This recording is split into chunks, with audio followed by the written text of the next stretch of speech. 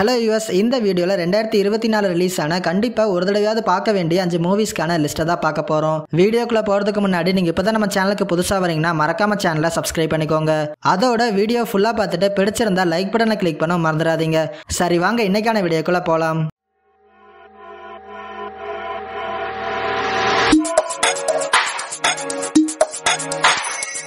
லிஸ்ட்ல 5வது இடத்துல இருக்க மூவி ஓரியன் அண்ட் த டார்க். இந்த படத்தோட டேரக்டர் சியன் சார்மட்ஸ். இந்த மூவி 2024 ரிலீஸ் ஆயிருக்கு.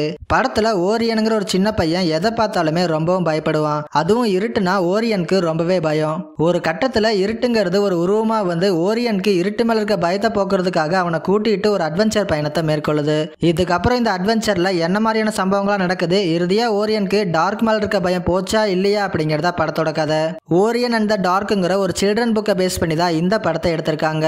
இந்த படம் ஃபுல் அண்ட் ஃபுல் கிட்ஸ்க்கான மூவி தான். அவங்களுக்கு இந்த படம் ரொம்பவே பிடிக்கும். கண்டிப்பா என்ஜாய் பண்ணி பார்ப்பாங்க. குழந்தைங்களோட உட்காந்து ஃபேமிலியா பார்க்குற மாதிரியான ஒரு நல்ல அனிமேஷன் மூவி. மிஸ் பண்ணாம இந்த படத்தை ட்ரை பண்ணி பாருங்க.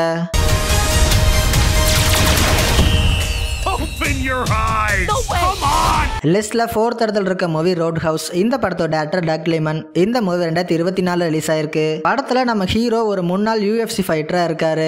படத்துல பிராங்கிங்கிற ஒரு லேடி ஒரு கிளப்பை நடத்திட்டு வராங்க. அந்த கிளப்ல அடிக்கடி நிறைய பேர் பிரச்சனை பண்ணிட்டு இருக்காங்க. இவங்களை சமாளிக்கிறதுக்காக நம்ம ஹீரோவை பவுன்சரா அந்த கிளப்ல ஹையர் பண்றாங்க. இதுக்கப்புறம் அந்த கிளப்ல நடந்த சம்பவங்கள்லாம் என்ன, அதெல்லாம் ஹீரோ எப்படி சமாளிக்கிறாரு அப்படிங்கறத படத்தோட கதை. 1989 ரிலீஸ் ஆன ரோட் ஹவுஸ் மூவியோட ரீபூட்டா இந்த படம் வந்திருக்கு. படத்துல வர ஃபைட் சீக்வன்ஸ்க்கான கொரியோகிராஃபிலாம் ரொம்ப சூப்பராகவும் பார்க்கறதுக்கு இன்ட்ரெஸ்டிங்காகவும் பண்ணியிருக்காங்க. அதுவும் கிளைமேக்ஸ் ஃபைட்லாம் வேற லெவல்ல இருக்கும். படத்தோட ஸ்டோரி பிளாட்டே ஒரு சிம்பிளான ஒரு ஸ்டோரி பிளாட் தான். ஸோ ஸ்டோரி வைஸ் பெருசா எதிர்பார்க்காம ஆக்ஷன் சீன்ஸ் நல்லா இருந்தா போதும்னு நினைக்கிறவங்களுக்கு தான் இந்த படமே. ஏன்னா ஃபைட் சீக்வன்ஸை தவிர வேற எதையுமே இந்த படத்துல பெருசா எதிர்பார்க்க முடியாது. படத்தோட ஸ்கிரீன் பிளேயுமே ஃபர்ஸ்ட் ஹாஃபை விட செகண்ட் ஹாஃப்ல தான் இன்னுமே நல்லா இருக்கும். நீங்க ஒரு ஆக்ஷன் மூவி லவ்வர்ஸா இருந்தீங்கன்னா பெருசா எதையும் எதிர்பார்க்காம டெஃபினட்டா இந்த படத்தை ஒரு தடவை ட்ரை பண்ணி பார்க்கலாம். பார்க்கணும்னா ட்ரை பண்ணி பாருங்க.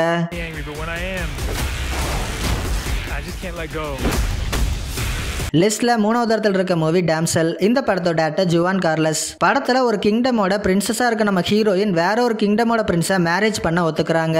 ஒரு கட்டத்துல இந்த மேரேஜே அவங்கள பலி கொடுக்கறதுக்காக பண்ணப்பட்ட ஒரு ட்ராப்னு அப்ப நம்ம ஹீரோயினுக்கு தெரியாது.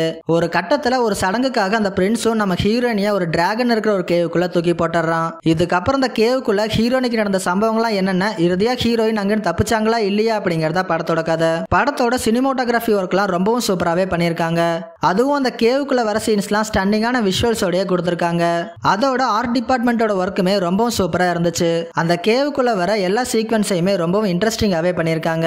படத்துல வர அந்த டிராகனுக்கான CGI ஒர்க்குமே ரொம்பவும் சூப்பரா பண்ணியிருக்காங்க. ஓவராலா ஒன் டைம் பார்க்குற மாதிரியான ஒரு நல்ல ஃபேண்டசி அட்வென்ச்சர் மூவி. மிஸ் பண்ணாம இந்த படத்தை ட்ரை பண்ணி பாருங்க.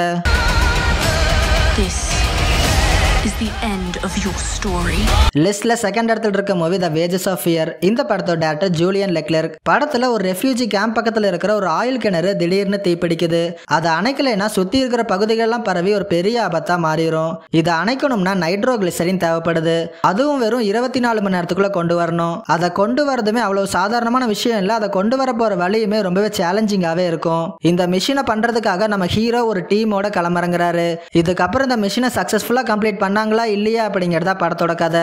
1953 ரிலீஸ் ஆன த வேஜஸ் ஆஃப் ஃபியர் மூவியோட அபிஷியல் ரீமேக்கா தான் இந்த படம் வந்திருக்கு. படத்தில் நடிச்ச எல்லாருமே ஒரு சூப்பரான பெர்ஃபார்மன்ஸே கொடுத்திருக்காங்க. ஒரு இன்ட்ரெஸ்டிங்கான ஸ்டோரி பிளாட்டுக்கு ஸ்கிரீன் பிளேவும் இன்ட்ரெஸ்டிங்கா ரொம்பவும் விறுவிறுப்பாவே பண்ணியிருக்காங்க.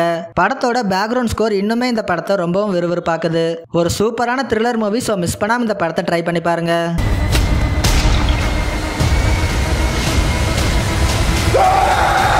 லிஸ்ட்ல 1st இடத்துல இருக்க மூவி மை நேம் இஸ் லோக்கிவான். இந்த படத்தோட டேரக்டர் கிம் ஹி ஜின். படத்துல நம்ம ஹீரோவோட பேர் தான் லோக்கிவான். இவரு நார்த் கொரியால இருந்து விலகி பெல்ஜியத்துக்கு போறாரு. அங்க ஒரு அகதிக்கான அந்தஸ்தை வாங்குறதுக்காக ரொம்பவும் கஷ்டப்படுறாரு. இந்த டைம்ல தான் ஹீரோயினிய நம்ம ஹீரோ பாக்குறாரு. இதுக்கப்புறம் கதையில என்ன மாதிரியான சம்பவங்கள்லாம் நடக்குது அப்படிங்கறத படத்தோட கதை. இந்த படத்தை ஐ மெட் லோக்கிவானுங்கிற ஒரு நாவலை பேஸ் பண்ணி தான் எடுத்திருக்காங்க. படத்துல கேரக்டர்ஸை டிசைன் பண்ணதுக்கு ஏத்த மாதிரியே கேஸ்டிங்குமே பர்ஃபெக்டாவே பண்ணிருக்காங்க. படத்துல நடிச்ச எல்லாருமே ரொம்பவும் எக்ஸலண்டாவே நடிச்சு கொடுத்திருக்காங்க. லீடிங் பேருக்கான கெமிஸ்ட்ரியுமே நல்லாவே ஒர்க் அவுட் ஆயிருக்கு. படத்துல வர எமோஷனல் சீன்ஸ்மே நல்லாவே கனெக்ட் ஆகி நம்மளையும் கண்கலங்க வைக்கும். இது ஒரு emotional drama movie. So screen play ஸ்லோவா தான் மூவ் ஆகும். அதை மைண்ட்ல வச்சுட்டு மிஸ் பண்ணாம இந்த படத்தை ட்ரை பண்ணி பாருங்க.